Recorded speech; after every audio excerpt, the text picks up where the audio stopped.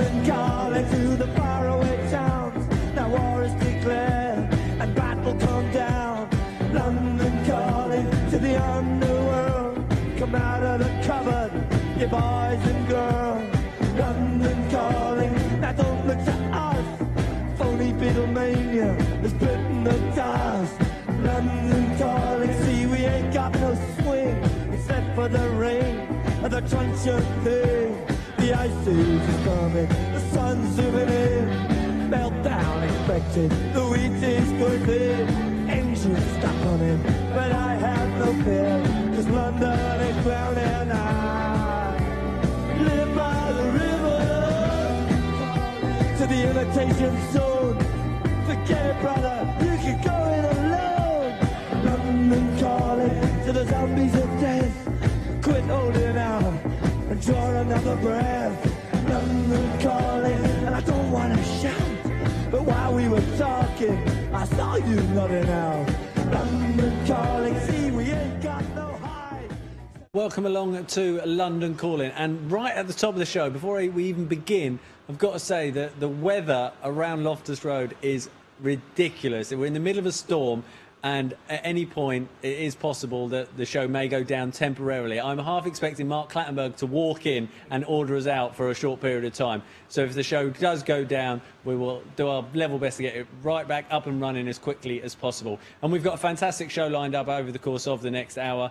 We've got Alli Faurlin joining us live. We've also got Shaun Derry joining us live as well. Shaun Derry hasn't spoken with us, of course, since leaving to become Notts County manager, so it'd be great to catch up with him. Alli Faurlin is yet to do an interview since, of course, he ruptured his ACL against Derby County at the start of November, so it'd be great to catch up with the pair of them. As well as that, we've got a FIFA 14 challenge between Tom Carroll and Matty Phillips. That took place earlier this week at the Harlington Training Ground, so stay tuned to see who came out on top of that. A nice competitive edge it had there as well. We've also got a competition to win a FIFA 14 right here on the PlayStation 3. Details of that coming up. Opportunity to win 2 tickets for Saturday's game against Leicester City. We'll be looking ahead to that game against the Foxes here in W12. Also looking back on last weekend's 2-0 victory at a very wet Blackpool as well. So there's plenty coming up. We've also got QPR Stat of the Week and Jack Milner joining us live from Bet Victor as well. It's all here on London Calling, brought to you in association with Equate. Containing only natural ingredients, fruit juices, ginseng, guarana, green tea and just a nip of natural caffeine from the green coffee bean. And there's enough fruit juice in each can to give you one of your 5 a day. Need a natural lift? Try Equate. And as you can see, we've gone all out on the Christmas front. I mean, we've got 3 cracking hats. And look at the quality of the Christmas tree behind us, decorated in Equate cans. I mean, there really has been no expense spared on fantastic decorations. Brian Melzack and Ian Taylor joins us, and right at the start of the show with some tragic news. Ian, we'll start with that. Yeah, just a shout out to the family of Erin Field, a young 14-month-old QPR fan who tragically passed away on Monday following a fight with a very rare lung condition. Incredibly sad, 14 months old, as I say, and obviously the thoughts with everybody at London Calling and everybody at Queen's Park Rangers Football Club are with the family, especially Rob, Sarah and Bailey at this tragically sad time. Yeah, absolutely. The thoughts of the club, and I'm sure all QPR supporters with Erin's family. It must be an unimaginably difficult time. OK. Our topic of debate for this week's show, with Shaun Derry coming on shortly. We'll be asking him this very question as well. What we want to know for the topic of the week is, what is your greatest Shaun Derry moment from his time with the R's? Tweet using hashtag LCI to stand a chance of winning FIFA 14 on the PlayStation 3. So what is your greatest Shaun Derry moment from his time with QPR? Or with the QPR, as it is on our slide. With the QPR, that is unbelievable. We'll blame them behind the camera, but there we go. We're going to have to look into that. It is wholly unacceptable. That can go into bloopers. Normally, there are no mistakes this side of the camera. So we're stunned that that's happened behind the camera. OK, we've also got Challenge Brian, a slight twist on Challenge Brian this evening, with Ian Taylor joining us and Brian Melzack joining us. A slight twist. We thought, neither of them are aware, but we thought there'd be a nice opportunity here for a head-to-head. So what we want to know is, and we'll find out the answer later on in the show, who do you think would win between the pair if they have an arm wrestle? Oh, So they're going to have an arm It's wrestle really funny because that was later on in the show. Later on in the show, a nice arm wrestle between the pair. Who do you think will win? Tweet us using hashtag LCI and pick Brian or Ian. Hashtag LCI Brian, hashtag LCI Ian. Let us know who you think will win. Strong, aren't you? And we will pick, from the correct entrance, we'll pick a random winner and you'll win 2 tickets to Saturday's game against Leicester. A massive game here at Loftus Road. Biggest game at Loftus Road all season. There's no doubt about that. I think we'd all agree with that. So keep those, send those tweets in. That'd be great to see what you think, and we'll find out the answer towards the end of the show. Okay, moving on to, well, the biggest news of the week, biggest news for a very long time regarding a new stadium here. Yeah, great news. Obviously, it was this time last week where I was busy, fevering away, back in the office. But I mean, it was, you know, it all came to a head very quickly in the end over maybe the last 10 to 14 days. And obviously it's something that's been going on in the background for months, but it really gathered pace in terms of the announcement. Yeah, very much so. I think Phil Beard actually said that Tony and his fellow shareholders were probably thinking about this project from the first minute they walked through the door, but we've taken a giant step with the support of the GLA, etc., now on board. Long way to go, but small steps at first, but yeah, very exciting times for the club. And you look, there's been plenty of messages from supporters, as you would imagine, regarding the new stadium announcement as well. Gary Bowles-Marsh, fantastic news regarding the new stadium. Tony Fernandez is certainly guiding us to new heights. Onwards and upwards, hashtag QPR. Plenty more have come in as well. Paul Finney, 10 years ago it was buckets at QPR as a club ran out of money for players.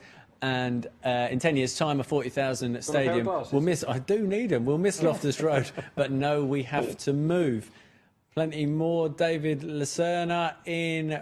Well, you can read these. I'm positive about the new stadium. If the club wants to be able to compete in the Premier League, a new stadium is a must, and that seems to be the general consensus, doesn't it? Well, it's good though, isn't it? Because the fans are so quick to have a go, and everything's been positive this time. Yeah, and whilst it'll be a huge wrench for everybody associated with the club to leave Loftus Road, if the club does want to take that step forward, a new stadium is obviously going to be a huge part of that. Yeah, if we can pick up the fans and take them along with us, I think, the atmosphere will be as the tweets go on, I think one of the questions that has come up is regard to the capacity. At the moment, it's been announced as a 40,000 capacity, and some fans are saying, this is great, we need to move to a new stadium, understand that, but 40,000? Yeah, and it's a point that Tony's raised with me since. Is 30 potentially enough? Is 35 maybe the right number? The beauty of this project is that it's still fairly new. It's in its infancy still. So I think Tony said he'll speak to the designers, the architects of the new stadium, a company called Populous who worked on the Emirates and Wembley Stadium as well. And whether we go 30, 35, 40, time will tell, but we'll get it right. I think that's the key. And Tony said when he did the podcast, as a club, we get one shot at this, and I think that's the most important thing. We get one shot, and we need to get it right, and that's why fan consultations can obviously play a major part. Yep, absolutely. Well, there'll be plenty of that going on over the coming years, and obviously the other major question is, when will we move into that new stadium? Yeah, easier said than done in terms of predicting that, but having been in and around conversations, certainly last week and the start of this week, I think 2018-19, maybe 2019-20, with new stadiums, as Arsenal found out to their cost, you have to be ready to move into the new stadium in June. So for an August season, so you're almost working to a start of June in terms of season. Arsenal just missed out on their June deadline and had to put it back a year. So that's what we'll be aiming for, June of maybe 2018-19 season. But like we said, long way to go, but small steps, but encouraging steps all the same. A very, very serious conversation delivered by a clown in a Santa hat. There we go. only on London Calling. OK, obviously, regarding on-field matters, it was Blackpool last weekend after what would probably be fairly described as a disappointing home draw against Blackburn. We travelled up to Blackpool hoping we could come away with at least a point, and we took all 3. Swipes the ball by a deflection. As far as Osborne, Robinson looking for Davis. A good save from Rob Freely, was equal to the task. Broadfoot is up there, and Cathcart too. But against the header now, still not clear, and then another tip over the top this time from Green as the header came flying in from Cathcart. Again, the drop.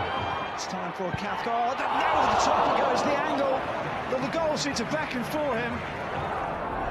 Neil. inside the goal area in the end. Matt Gills to take and connect underneath his bar. Bit of control though in the circumstances. A straight ball with the wind behind. Rain, he did well to keep it in play, and then Gary O'Neill has an absolute shot that gives the ball where he wins. Tries to find Gosling. Still Gosling into the penalty area. Gosling working his way inside. Looking for an option, he goes for goal and scrapes it wide of the post. Gosling couldn't believe his good fortune that he was given a chance to have a striker goal. Queen's Park Rangers stood still or failed to put in a meaningful tackle. Another straight ball played by Basham. Into his defence in trouble. And a wicked shot from Phillips. Gilks was equal to it. Beats by Osborne, driving forward. Still Osborne into Gosling. Might break yet. Ince tries a good save from Rob Green. They come back for Ince. Davis will want it. Misses everybody. And behind. It's blown to the ground now on Blackpool Road. Queen's Park Rangers get the ball away. It's Gosling. Gosling has Ince to his right. Gosling offloads. Ince with a chance. Has been forced far too wide. Davis will want the ball in the middle. It might come to Gosling. And over the bar he goes. Crawford was there first. There's one under pressure to get it back to Gilks. Good running from Austin forces the mistake. Phillips goes for goal deflection, and there's absolutely nothing that Gilks can do about that. And Manny Phillips against his forward club strikes from distance. It had a sighter at the beginning of the second half, and this time with the help of the deflection, Queen's Park Rangers and Matt Phillips might be going to the top of the table once again. 1,000 Queen's Park Rangers fans have made their way up, and they've been rewarded with a shot that has used the conditions to the full advantage. Under pressure, Gilks cleared away from Austin.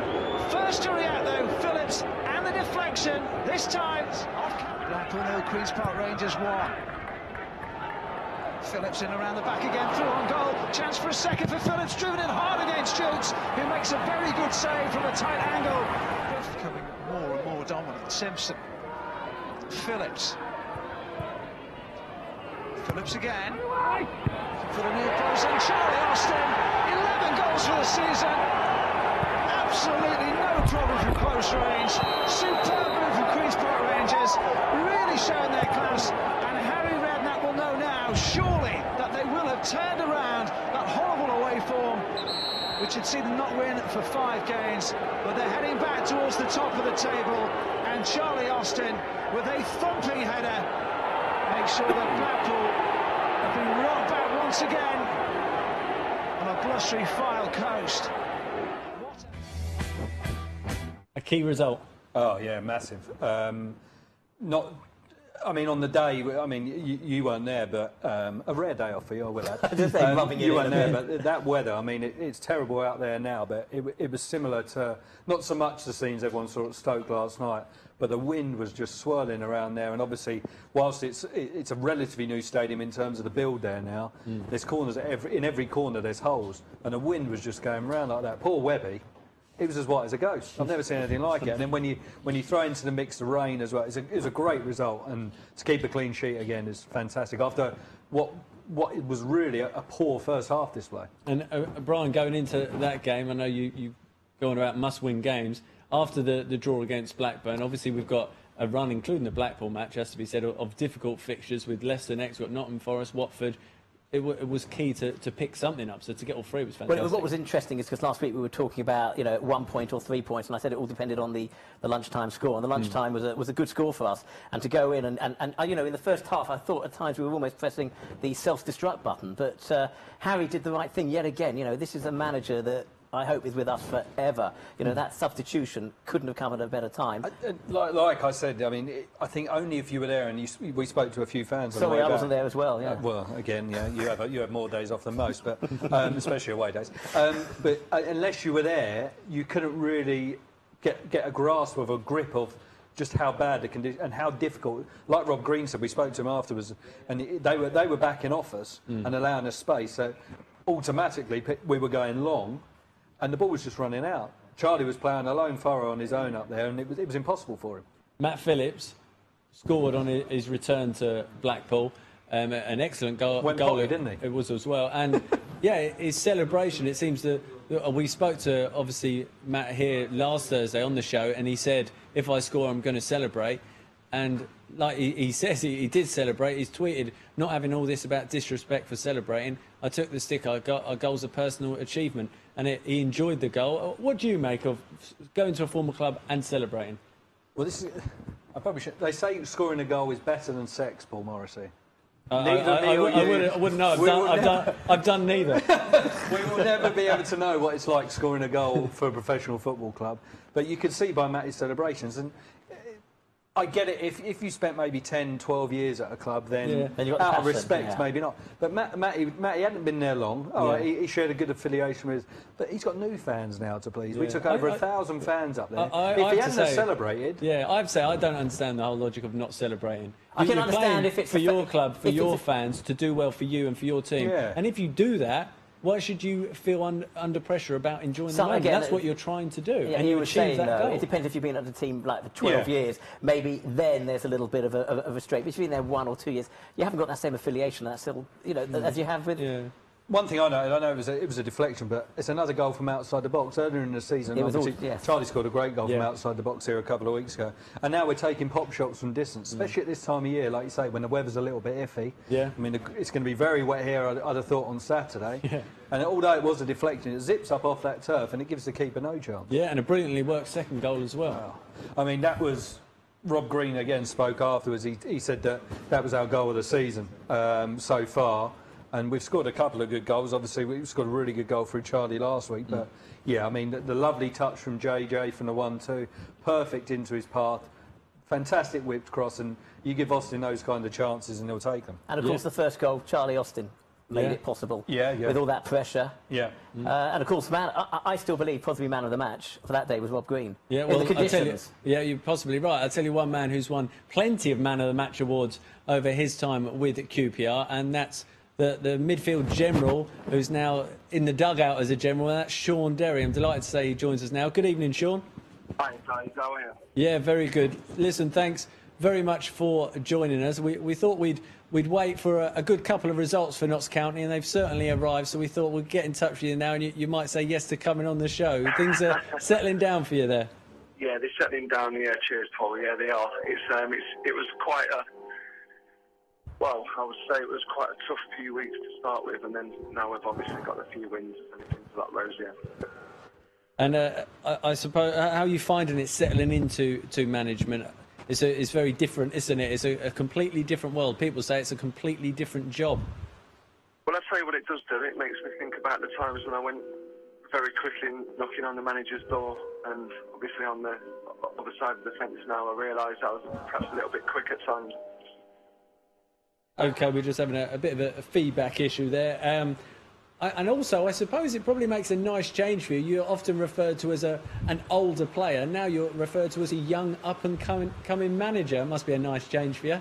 Absolutely. I was getting a few old man shouts at Millwall, so I think it was time to hang up the boots then. 3.5 years with QPR. Very eventful, very successful years with QPR.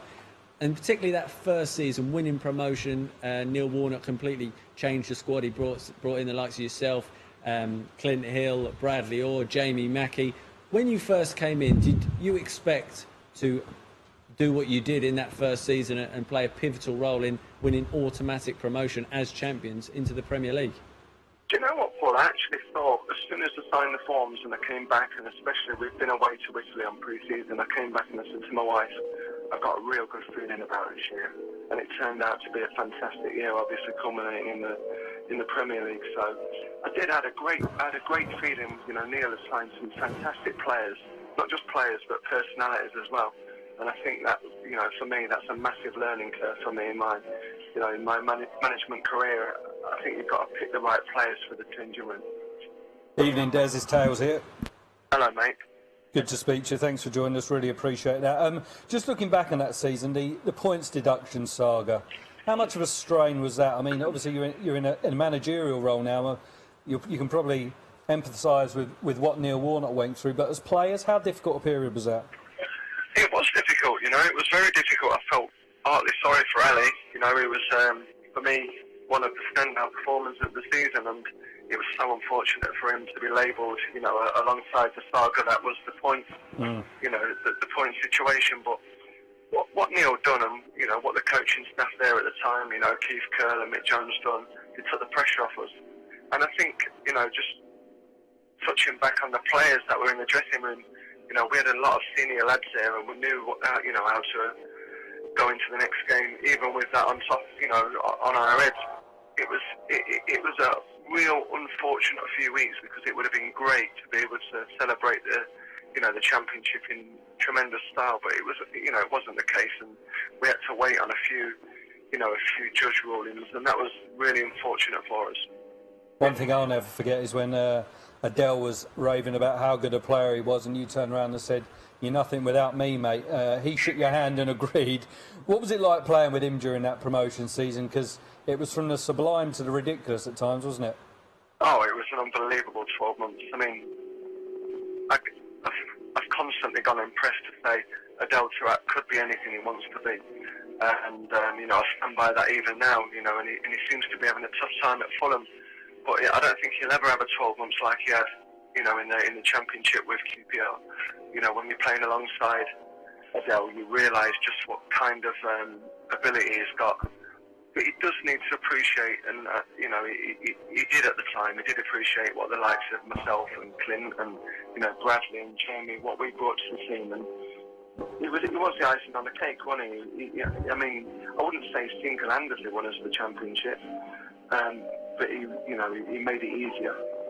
Yeah, I mean, he certainly didn't win it single-handedly. When you look at the performance you put in, and I often find it remarkable that holding midfielders at clubs very rarely get their own songs, but you did that and how, didn't you, with the QPR faithful? Oh, listen, I just tried my best every day, and I've, you know, even in the 6 or 7 weeks that I've been manager, I've just tried my best. That's how it has to be. That's the only way it has to be, you know. You can't ever go onto that football field and, you know, expect things to happen, because they just don't.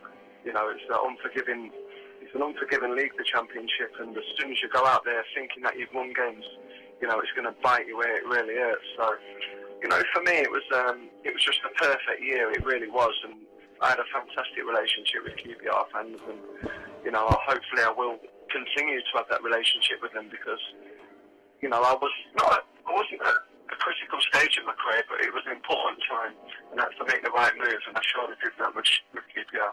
I'm sure they'd echo those sentiments in terms of the great relationship you enjoyed. But after what was a really good, eventful, successful season in getting promotion, 2 tough seasons followed, didn't they? How hard was that experience of competing at the wrong end of the Premier League table? Oh, it was difficult. It was very difficult, you know, having gained promotion, and you just hope for your chance in the Premier League, not just individually, but as a group of guys. You know, you look around and you know, you see the likes of the Tommy Smiths who, you know, quite quickly got discarded. And for me, you know, some of the decisions that were made back then were the wrong decisions, because, you know, you can't just move 3, 4, 5 rungs on the ladder. You have to take it step by step, and that's what a lot of teams have done in the, you know, the 3 teams that got promoted in the same season as us. They all done that. They all took it very slowly, and, you know, but I feel that we've learned, you know, QPR have learned the lesson. You know, I feel that if Harry was to achieve what Neil Warnock done this year, I'm sure he would do it a little bit differently. And one of the points that Joey Barton actually brought up in a recent interview in the club's magazine, The Insider, he said at the time, in the lead up to last season, he said that he felt the club was in trouble because he could see people, and he named yourself, Clint Hill, he said players that were willing to die for a result were nowhere near the first team, and he could sense there was going to be a problem, because he said you need those incredibly naturally gifted players, your Adels if you like, and he actually said for every Adel Taarabt you need a Shaun Derry as well. Has that season, what happened, has that helped you as a manager to take that all on board as well? What does work, but also, to be honest, what doesn't work? I think so. Yeah, I think you need to take each individual as, you know, you can't judge the whole group the same. You need to treat people differently, and you need to appreciate what they bring to the table. And I mean, I've only been in the job 6 weeks, so people say, what type of manager am I? I don't know yet. I'd like to think I'm an honest manager.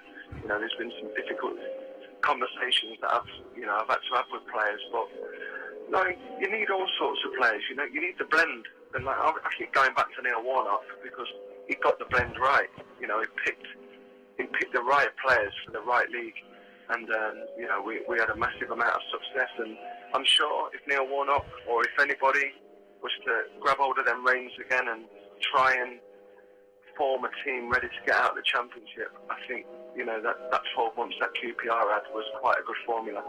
And while it was a difficult couple of years in the Premier League, the end of the first season in the Premier League will go down in memory of all QPR fans, all QPR players who were involved in it as well. And you were certainly pivotal to that, and the Liverpool game and that Shaun Derry headed goal. Oh, I mean, you know, the 3 years I've had at QPR has just been 3 fantastic years. You know, take away the relegation last year, which was, you know, unbelievably disappointing. It really was. I was devastated that we got relegated, but to play in the Premier League for 2 years at, you know, best part of 33, 34 and 35, well, something that I never even dreamed of. So, but to score in the Premier League as well, and such an important goal against Liverpool that, you know, perhaps looking back did galvanise our season really, and then culminating right at the very end, you know, playing in that what will now become known as probably the greatest ever ending to a Premier League season, is fantastic for me personally. Yeah, it was fantastic for everyone, but thankfully we all knew what was going on at the Stoke Bolton game in the stands when Aguero scored. But judging by you lying on the turf, I don't think you were fully aware, were you? I was not aware at all. I thought we were dead and buried. I really did. I thought we were gone down and out, and I was devastated at that point because, you know, we'd given ourselves such a fighting chance to stay in the Premier League that to actually let it slip on the final minute would have been heartbreaking. But thankfully, it was to be for us. It was a great ending to a magical season for us. We've had a few questions from supporters, Shaun. Firstly, from Richard Hanrahan. What did you say to Adele when he pulled a strop at Hull and wanted to come off?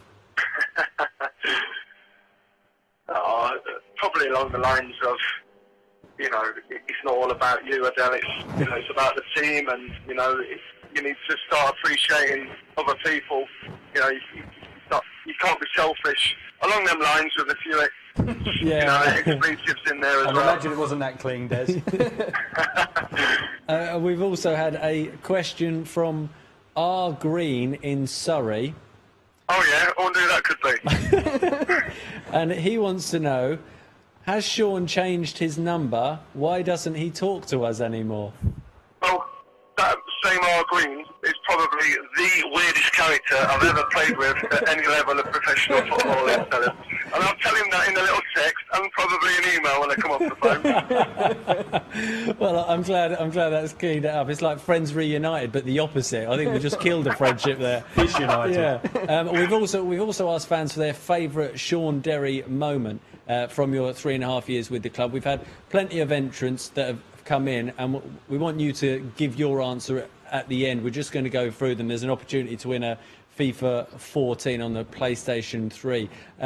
Firstly, a lot of people have said, obviously, your goal against Liverpool.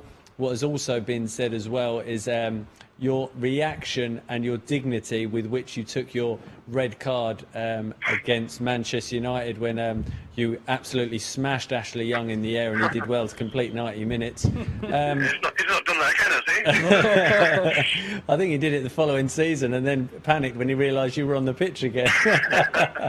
But looking back over your 3.5 years, Shaun, is there a moment that stands out for you? Yeah, there is actually. You know, I've thought long and hard of my time at QPR. You know, like I said, I thoroughly enjoyed my time there, and you know, everyone there will forever stay my friend. All the guys behind the scenes. You know, it's not just the players that you form relationships with either. But for me, my standout occasion was leading the team out against Leeds on that final Championship day, and I had my little boy coming out with me. So, you know, on a personal note, that was just toxic for me. It really did. It was a day that was full of emotion when, You know, we found out 15 minutes before we were going out that we were going in the Premier League, and you know, Adele wasn't there as well. So for me to lead QPR in the final game of the season was fantastic. Excellent. Listen, Des, that's absolutely great, apart from the fact that no one predicted that, so I think I'll keep this FIFA 14. I'll send it to you for your lad, and he can have it. There we go. I should have gave him some. I'll listen to it. Just a quick one. We all wish you the best of luck for Saturday, mate. It sounds like you're doing a great job there, so all the best for everyone at QPR. Thanks very much. Thanks. Brilliant. Cheers, Shaun. Cheers. The thoughts there of former Ars midfielder Shaun Derry, and I don't think anyone correctly guessed what his magical moment was. It was the final day of our promotion winning season. Exactly. Unbelievable. FIFA 14 is the game that no one's won, but Tom Carroll and Matty Phillips went head-to-head in a competition down at Harlington Training Ground this week, and here's what happened.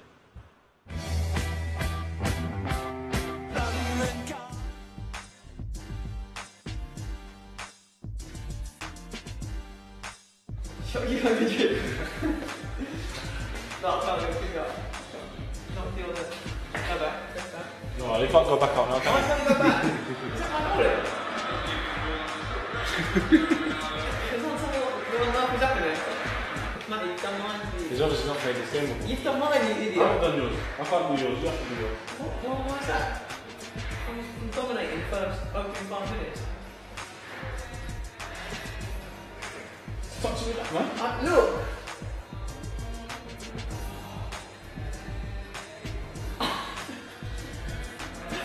What's that about? Oh, shut up. No. That's what I'm talking about. I don't mind. You're happy with that? They're They're in. It don't take long to get back into the game, innit? Pass them in. It's a simple game. Made it look simple.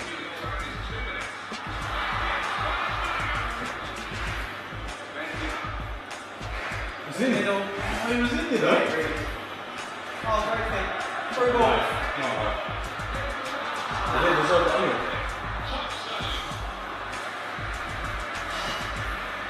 It's probably on David, man.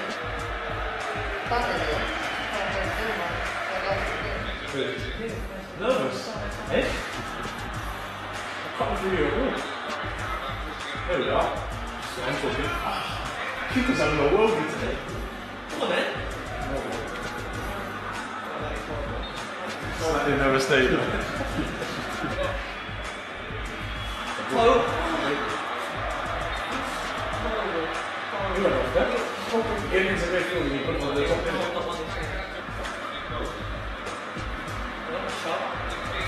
Have a shot. Oh! So you're not working with keeper now. Not good. Not good at all. What a way!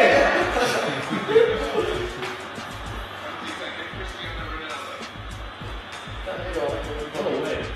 Top in. No, I'm not going to press chip. I'm not going to press chip. No way. I just did that. You must have it well. Okay, mate. Okay, so justified.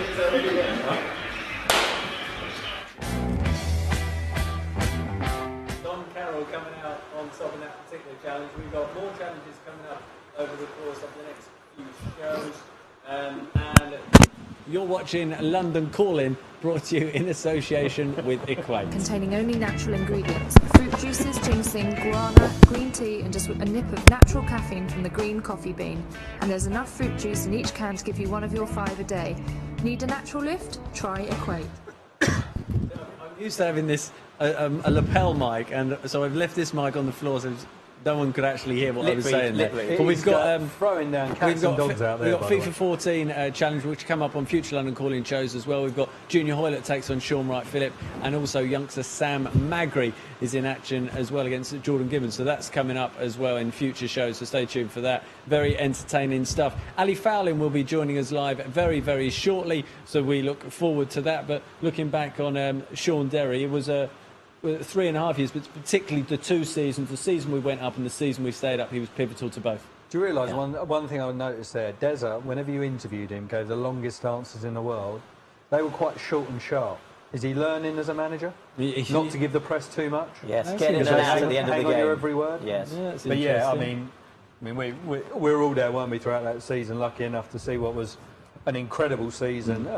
Adele Trapp was obviously key to it, but for me, people like Derry, Mackie, Hill, Kenny, Heider Helgerson, they were even more key for me. I think a lot of people will say, and I would say rightly, we wouldn't have gone up without Adele. He scored 19, he made 19, but equally, for me, Adele wouldn't have had the impact if it wasn't for the likes of Shaun Derry. That's right, you need players like that to support them. They complemented each other fantastically well. And it's similar to this season as well, isn't it?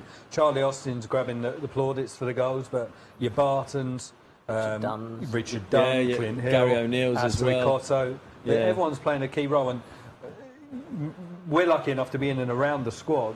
And there does seem to be that same spirit, doesn't there? Yeah, there is a. Well, you can see it's reflected on the pitch, isn't there, as well? Closeness within the group, and I mean, like Tony Fernandez pointed out, you can see it with the way they celebrate goals. Yeah. Which it sounds ridiculous, but it's true. You look at the way teams celebrate goals, and you get an idea of how close they actually are. And on the flip side, when we go to places like Burnley and Doncaster and lose, players don't want to speak to you because they're so cut up. Yeah. And that, without, you don't want to draw comparisons with last season's squad or the year before that, but it's a different feel about the place. Yeah, I think you're absolutely right. There is. I will just say a couple of people have been asking me on here about Carroll and Ikoto. Can Tottenham come in and take them back in January? There is a recall clause on both on Asu Ikoto. So depending on what happens at Tottenham, we'll see. But just to kind of set the record straight there. Okay, so we shall see what happens in January. Alli Faurlin will be joining us shortly. He will actually be at the game, won't he, this coming Saturday? We'll be looking ahead to QPR v Leicester shortly, but he'll be at the game on Saturday as well. He's been out in Spain since his rehabilitation. Well, he actually had his operation out in Spain, and he's stayed out there. He recently returned in the last few days, and he is going to be presented with this fine canvas, which you can see in front, and it's got loads of fantastic messages that have been tweeted into Ali from QPR fans, and I know he's spoken before about what a big role the fans have played in helping him overcome this bitter disappointment of second ruptured ACL in his career, second time while being with QPR. So he's going to be presented with that on Saturday at the game prior to kick-off. So if you are coming to the game, it's well worth getting into your seat around 20 minutes before kick-off. It's around 11:55. 11:55. Alli Faurlin will be out on the pitch. It'd be great to show your support for Ali as he looks to get himself back in fighting fit for the start of next season, which of course is his target now, having been ruled out for the remainder of the season. You look at Alli Faurlin and you think how key he could have been as well this season. We're doing very well, thankfully, and has to be said, we've got a load of options across midfield, but Ali was certainly right at the top of Harry Redknapp's thinking when he was picking his team. Especially when Tom Carroll was ruled out with the ankle injury, Ali came in, didn't he? Obviously, he's picked up the injury, but there were 2 or 3 games there where everyone was starting to see the best of. Well, we were saying that it took him a little bit of time to get over his last injury, and he just got there. And he just got there at the Derby game, the game before. He was there, and you could see. Those couple of games are probably his best games since very returning. Much so. Yeah, very much so. He looked and that's like what's so heartbreaking about the whole thing. Yeah, absolutely. Well, I'm delighted to say Alli Faurlin joins us now. Good evening, Ali. Good evening, everyone over there. Thanks very much for joining us. And firstly, how have you been since the injury? Obviously, it's been 6 weeks, 7 weeks or so now since you picked up the injury against Derby County. I would imagine it's been a very difficult time initially, certainly. Yes, obviously, the earliest stages is the hardest one, and you have to be very patient. The knee is progressing well, and I keep it obviously positive, and with my family around, friends, and the support of everyone, really. So it's getting along very, very good at the moment.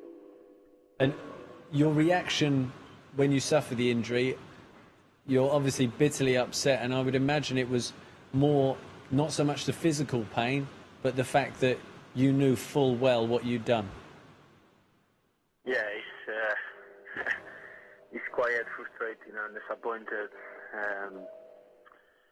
Straight, I knew it straight away, and obviously come through your mind all the everything again, you know, and it's really tough.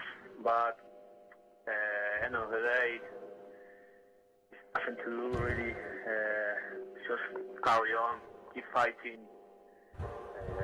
I've been a fighter all my life, and I will try to keep believing and keep making things happen, and that's what I do, you know, best. So I will try to take it easy, to keep it low as always, and we will work really hard to come back as before.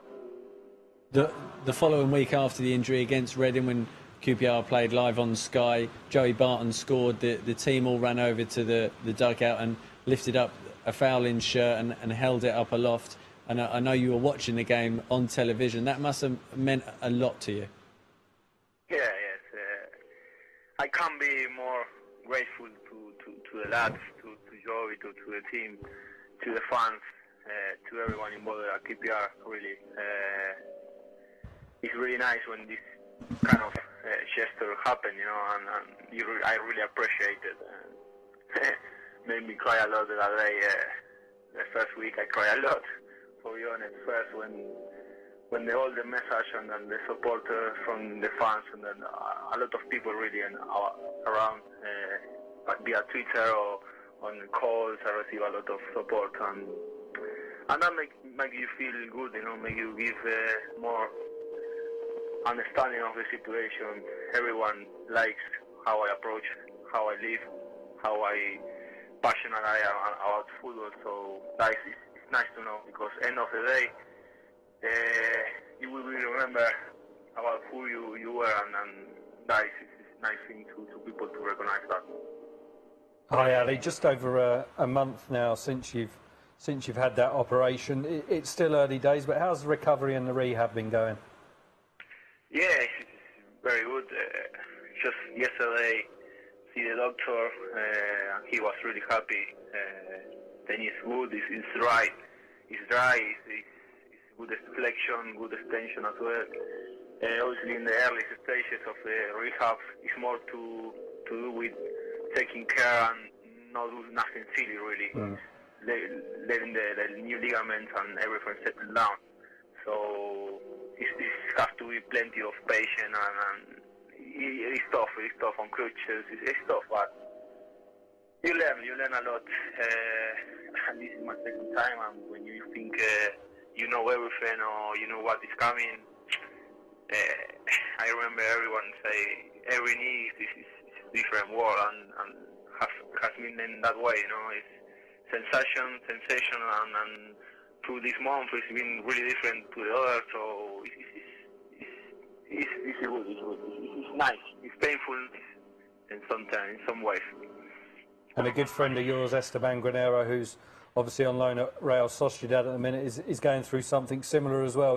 Have you been able to draw on each other for a little bit of comfort? Yes, of course. It's really important, you know, and with Esteban we've been talking through all the time. We're talking through all the time, and sensation and how it's going, and it's really good to have this kind of company through the rehab, because you can talk about this, and some days you are very good, and some days you're not, and some days you see the progress. Some days it's very, very slow, and it's good to have someone to talk through. Really. You're in Spain at the minute, but you're going to be back here for Leicester. Are you looking forward to coming out and seeing the fans on Saturday? Yeah, definitely. Probably I shouldn't go, but I really miss. I want to be there. It's painful to be every Saturday.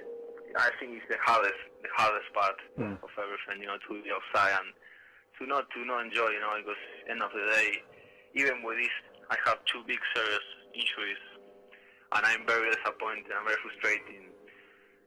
Maybe you can ask yourself why, or I won't stop to ask why or why happened, or if you deserve it or whatever. I just want to be in the pitch as well, and to feel the fans and to be out there playing football again, you know. So yeah, I will definitely will be on Saturday there. I think that the lads are doing really, really good, and I know it's Loftus Road is gonna be full of people screaming and supporting the team, obviously.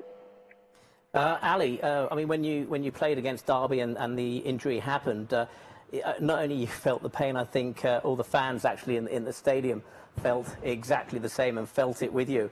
And what was heartbreaking is that you were really almost back on top of your game and playing the best football you'd played in those couple of weeks beforehand. And it takes time, obviously, to get back into that position of fitness and match awareness. And obviously, you're going to have to go through that whole build-up process again, and obviously you're going to be looking to look at the pre-season for that period of time. Yes, of course.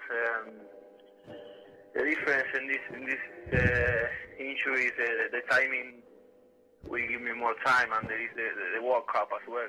It will be like 6 months just to the end of the season, so I can't really rush, or it's no point to rush to play any game. So I need to just focus to give it more time. It's good to, obviously it's frustrating because you want to come back, but to the start of the preseason, next preseason will be like 8 months, and that gives me more time to the need to, because obviously it takes time.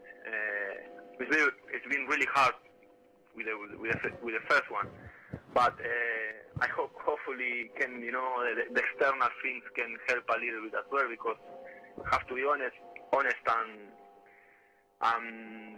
with the first injury, I think I started very good the first 4 or 5 games, and I played against big sides last year. But after the team didn't win, and after the questions start to come, and people start to talk, and you start to a little bit ask yourself if you are alright. But it will be a lot to do with external things. This year I've been fighting a lot since the preseason after the relegation. I say, okay, I will look down, I will work really hard to try to convince the manager to that I can be part of QPR, and I think I was winning that battle as well, and the gaffer was seeing myself, giving me the chance playing football. So yeah, it's very frustrating, but I will do it again, no doubt about that. Good to hear. We've just been speaking to one of your old teammates and a good friend of QPR, Shaun Derry, who's obviously doing a good job in the managerial game now with Notts County. How much did you enjoy playing with Deza? Yeah, I always say to him, he's my old man. It's it's been. I said to him already by message, I running out of contract on the end of the year, so maybe I already talked with him, a little bit. And we always laugh. John, what I can say about him, it's been enjoyable. I enjoy every single minute of playing with him. His leadership, his loyalty, always giving the 100%. It's been a pleasure to play with him, really, and he's a good person, more than everything. So yes, he's a good man, he's a good friend, and always keep in touch with him. Okay, and just finally, Ali, before we let you go, you're one of the few players who was actually around 3 years ago when we won promotion, and a lot of people try to compare the team spirit that existed 3 years ago with the team spirit that is evidently in place now. You're one of the few people who can genuinely actually do that from within the dressing room. Is there a similarity there? Yes, you can see it. You can see it, guys. It's no secret about football.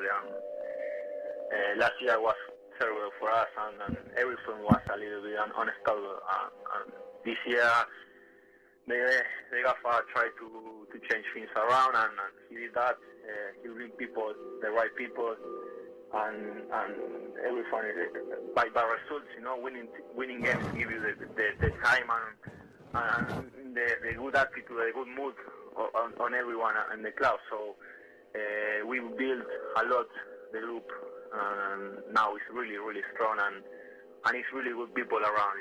It's nice to be part of this QPR. It's really nice, and you can see it. It's no secret in this. Every time we score, every time we celebrate, everyone is there. Everyone is in the picture. And it's how have to be. Because in tough division like this, if you don't have to care, you're done, really. Excellent. Listen, Ali, thanks very much for joining us, and I'm sure everyone looks forward to seeing you back at Loftus Road on Saturday. Yeah. Yes. Thank you, everyone over there, and obviously, I see you Saturday, guys. Excellent. Great stuff. The thoughts there of Alli Faurlin. It'd be great to see him back at Loftus Road, and the continental approach from the two to my left is quite incredible. And the mind games that are going on regarding who's going to win this, He slipped me a this fiver hotly already. disputed A fiver to throw it. incredible. That That'll be taking place very shortly. There's a But knife and we're fork going to on be the catching table. up with Let's hope we don't run out of Victor time. soon. Jack Milner's going to join us, give us the latest odds ahead of the game against Leicester. And while we're getting Jack on the phone, looking ahead to the game against Leicester, like we were saying earlier, it's the first certainly home game where we're playing a team, I think, in the top 6. Big game, which is isn't it? incredible after 20 games. Massive game. Take a point? No. You wouldn't take a point? I wouldn't be too disappointed with a point. Rodney Marsh says in his exclusive Hoops programme column, little plug there, £3 in and around the ground on match days. He believes victory this weekend effectively will see us put one hand on the on promotion. Interesting. Might be slightly over the top, but it's a big game nevertheless. We can go 5 points clear with victory. He's trying to predict the future there, and one man who's very good at predicting the future is Jack Milner from Bet Victor. Good evening, Jack. Good evening, lads. I don't know about that, but well, you're not doing too badly on that front. This weekend is a top of the table clash. Well, first v third to be precise. How do Bet Victor see this one shaping up? with the greatest will in the world to burn, this is the two. These are the two favourites for promotion. These are the two that are likely to be playing in the Premier League this season. That's betting suggested, I might add. But yeah, we make Rangers the 23 to 20 favourites. Marginally odds against Leicester 11 to 4. The draw 12 to 5. If the bookies have it right, it's going to be another Rangers win, we hope, and continue the fine record at Loftus Road. So Harry Renner for you boys. Yeah, well, 8 wins and 2 draws at Loftus Road so far this season in the league. And that's the thing, the 2 draws have been goalless draws where Rangers have battered other teams. So psychologically, they've got to have a massive boost. And Nigel Pearson, we hope, will be dreading the trip comes Saturday morning. Let's hope so. Charlie Austin's on the goal trail, 4 in his last 5. What odds him to be on the score sheet this weekend? No, he's the man. Like I said, we mention this every week. We build him up, but he keeps delivering. He's 4 to 1 for the first goal. He's 11 to 10 to score any time. I think that could prove a big price. And a speculative one, but he's 20 to 1 to be taken on the match ball. 20 to 1 for a hat trick for Austin. 20 to 1 for a hat trick, and it's live on Sky Sports. Should be good chance for Rangers to get some real exposure, and we will have man of the match betting available. Charlie Austin, he's the 7 to 1 favourite with us at Bet Victor, with Matty Phillips proving a bit of interest at 10 to 1. Okay, and at the other end of the pitch, we've had 3 clean sheets going for number 4 this weekend. Likely? Yeah, well, I think it's a big price. It's odds against it. It's 6 to 4. You'd say that Rangers are more likely than not, irrespective of Leicester's attack, to be keeping a clean sheet. 6 to 4 for a clean sheet with us. 5 to 2 to win to 0. And I like the look of the 2-0 correct score at 10 to 1. I don't know how it works in terms of what the stats are on being top at Christmas and what the chances are therefore of going on to win promotion. Do you guys look at those sort of stats in determining the odds? I mean, yeah, you've got to have a look at trends, and the last 2 sides who have been top at Christmas have gone on to get promotion. Rangers are 1 to 4 on to be playing in the Premier League this year, 4 to 6 the title. Cardiff won it last year. Southampton were top of the table 2 years ago. They were unlucky to lose to Reading late on, and going up in second place. But if and it's a big if, but if they were to beat Leicester, the absolutely commanding favourites to be in the Premier League next year. And who are we to say that they won't? 4 to 1 on to win promotion. I tell you what, you are not giving any money away at Bet Victor, are you? He's ready to get it wrong. Unbelievable. To be fair, lads, we went top price. We thought we'll give you a sniff. We'll go 6 to 1 top price Rangers to win the league. You're flirting with us, Jack. You're flirting with us. Honestly, lads, the Yankee Post multiples, QPR and Wolves, it's absolutely horrible results. Okay, and a nice accumulator for us for the weekend then, please. Well, why did I put Huddersfield in last week? Derby did the business, Rangers did the business. never bet with your heart. I think there's a moral in that story. We've got to stick Rangers in. I think they'll be comfortable winners come Saturday. Derby, 6 on the spin now. Steve McLaren's Renaissance carries on at Pride Park. They're 4 to 11, and it pains me to put them up as a Huddersfield Town fan, but leaves a 4 to 5 at home to Barnsley. Danny Wilson's taken over. He says he thinks they'll stay up. I disagree. That's a nice shot. We've thrown one more. Frank de Boer's being absolutely battered in the market for the next Spurs manager. He's even money from 4 to 1. Eased him out from 8 to 11 this morning. But them 4, nice little 4-fold, 7 to 1, pays for Christmas with us at Bet Victor. Beautiful. Listen, Jack, thanks very much for your time Jack. again. Happy Christmas. Have a happy Christmas and a happy New Year. We'll speak to you in the New Year, mate. You too, lads. Cheers, all the Jack. best. The thoughts there of Jack Milner from Bet Victor. 4 to 1 on to win promotion. That is quite incredible. They rarely get it wrong. Let's No, hope true. they, But if we bang on. do win this weekend, the show started slightly late, so don't panic. The challenge, Brian, is still very much on. Sure? So just in case you were panicking, My dinner's on. No, You're on a yellow line, quite aren't you? safe. You've got to go. You can turn the microwave on 2 minutes later. Back to This weekend against Saturday, Leicester, if we do win, we'll be a minimum of 5 points clear of third place. That's right. That's Going into assuming Christmas, Derby top get a of the victory. table. If Yeah, Derby yeah. don't win, we beat Leicester. We're 6 points clear Yeah, of but third. Derby, the team you've got to watch. You know, I really think they are creeping up. Steve McLaren's doing the right thing there, and I think hopefully it's going to be us. But I think Derby are going to be the other team at the end of the season to be joining Will us. he get 2 medals then?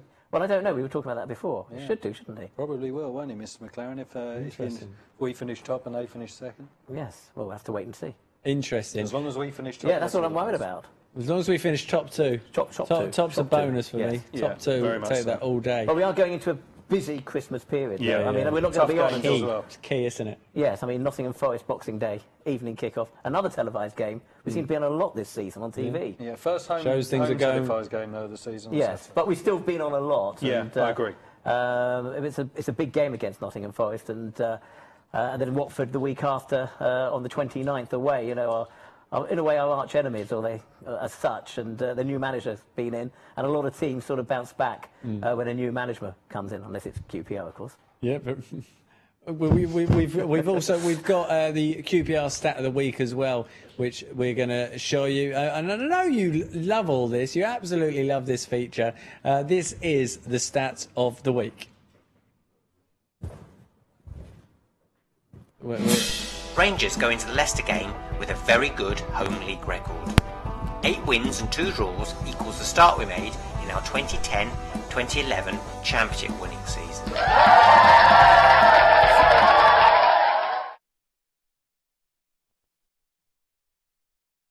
We're on. Matt Webb just showing us his £20 shoes there, which have been destroyed by wet weather. Quite incredible. What I can tell you here, just an insight, if people have been guessing who's going to win, Ian or Brian. Come on. Just as they walked over, Ian whispered to Brian, "Let me win this." So keep a very close eye on Brian's behaviour. I don't want to get involved in match fixing. I mean, it's the talk of the town at the moment, It is match but fixing, hopefully that won't be taking place here at Loftus Road. So let's just get clear with the rules. Clear with the rules. We want no holding onto the side of tables, anyone. We can put our hands safely, so there's that's lovely. Okay, when I lift my hands, we're a go. On 3, 1, 2, 3. And we've got to smile Yes, at the camera. yes, we've got a close one. Got to smile at the camera. Look, How long do we if wait you for? can zoom in on the white of the fingers, this is tight. Come on, Brian. Come on. Oh my goodness, this is serious. Oh, there's no give. How old are you, Brian? 56. 56. Ian? No comment. We're talking nearly 30 years. Look at Brian. Brian's just like, this isn't cool. You let me win. Incredible. A great effort there from both parties. I'm sure you'll agree. It's a great sport. Okay. Just not very good arm wrestling. He's just taken away my trespass for Saturday. So what we're going to do is we're going to look through to see who predicted that 56-year-old Brian Melzack would beat 26-year-old Ian Taylor. 32, thank you. I've just been. I was at the gym at lunchtime, lifting weights, so it's a little bit sore. Well done. So we'll have a look through, and one lucky winner will win 2 tickets to Saturday's game against Leicester just wanted to City. get home, didn't We'll give you? you those details in a minute. But looking back to the game against Leicester, you're saying you wouldn't take a point. Ian, would you? No, I want all 3. I think the buffer, potential 5, guaranteed Psychologically. 5-point buffer over third place. psychologically, not just what it does for us, but I think what it says to the rest of the division. Yes, I agree with you. And we're at home. You got to be winning your home game. You know, maybe a draw wouldn't be the end of the world. We've drawn 2 at home this season, but they were probably games that we, on another day, we'd have won as well. So I think packed house, Loftus Road. There's only a couple of hundred tickets left now. I think, we need to be taking all 3. And the win, but the win last weekend has certainly done us a favour in that it's taken that element of pressure off, hasn't it? Yeah, and it was more than deserved last week. Second half was absolutely class. Probably as good an away performance as I've seen from QPR. 45 minutes, I should say, for a long, long while. Cranchar's introduction was key. Well, it changed the game completely. Yeah, and it gave Carroll and Barton and Matt Phillips a little bit more. The space. I mean, you'll see here the way the guys were zipping it around on. Like, I'll go back to conditions. It was tough, and this is a great goal. And fingers crossed we see more of this on Saturday. Yeah, absolutely. And prior to the game against Blackpool, though, you would say if you were offered 4 points from Blackpool and Leicester games, I think most Rangers fans would take that, wouldn't they? So it has taken the pressure off for that need for the 3 points. I know the Blackpool team's different now to the one that was in the Premier League, but that Bloomfield Road, when they were in the Premier League, was incredibly under Ian Holloway and made it a bit of a fortress, didn't they? Especially during that opening 3-4 months of the season where they were, I think, top 8, top 6, top 8 for a period. Tough place to go. Good 3 points. But you do wonder if we're hitting these teams at the right time. Blackpool, prior to that, had lost their previous 2. Yeah. We've got Leicester this weekend who have picked up a point from their last 3 games. 2011. Yeah. We're playing some terrific football. We're top of the league at Christmas, and we will be top of the league because we're going to beat Leicester 3-0 on Saturday. Well, I'll tell you something. I don't understand. I'm just saying, you're saying about the fans, they're having a go and they're not happy. I don't know what they're happy. And if they're not happy, I don't believe they're real fans, because there's actually nothing to be unhappy about at Queen's Park Rangers. That's on the pitch and off the pitch. Everybody should be jubilant, looking forward to going into 2014. We had 2 awful years in the Premier League, and, we're on top. We're top of the league, and these fans that are moaning have got nothing better to do with their time. And, absolutely, These are the views of Brian Melzer, not necessarily those of the QPR official press department. A pre-Christmas rant. Absolutely. That is unbelievable. I think you're right, though. I mean, the formation one's an interesting one, isn't it? 4-5-1, 4-4-2. But certainly that second half display, I just said prior to you coming on there, was as good a 45 minutes than we've seen from Rangers for a long, long time. Oh, I totally agree. I mean, I saw the conditions. Unfortunately, I didn't go. I saw the conditions. And for them to play that well, I mean, a certain young man beside you, Ian, did actually say, we'll be lucky if we get a point. I actually said win. I think you're very generous to call Brian a young man, but fair play, Jeff. Well, considering you've just beaten a man 30 years his junior. He is a young man. He gave it away. He was a good lad. He wanted to get home. I wanted to get home for dinner, but the way you're talking, it looks like dinner will become breakfast. Can I just go back? I was saying a bit earlier on about how well Rob Green played last week at Blackpool. He played the game of his life. The conditions for a goalkeeper were absolutely appalling. Yet he pulled off more saves I've seen him pull off. I think Yeovil was the last time he was tested as much. Yeah, I would agree with that. 13 clean sheets. It's an incredible record. What are we complaining about? 12 more for the record. Paddy Kenny set the record in 10-11 with 25. We're not halfway through the season, and he's more than halfway through. So fingers crossed he gets that. In that case, your friend Charlie, ask him how many you get for 30 clean sheets, because that's how much faith I've got in Rob Green. Good. Great to hear, Paul. Thanks for joining us tonight. Gentlemen, a very happy and Merry Christmas to you. And to you and your family. To you, mate. Thanks very much. And we've got details of the competition winner who correctly guessed that Brian Melzak would win the arm wrestle, and it's won by Paul Power 62. Many congratulations. It's incredible, isn't it? Paul Power 62, the same age as Brian Melzak. Will be.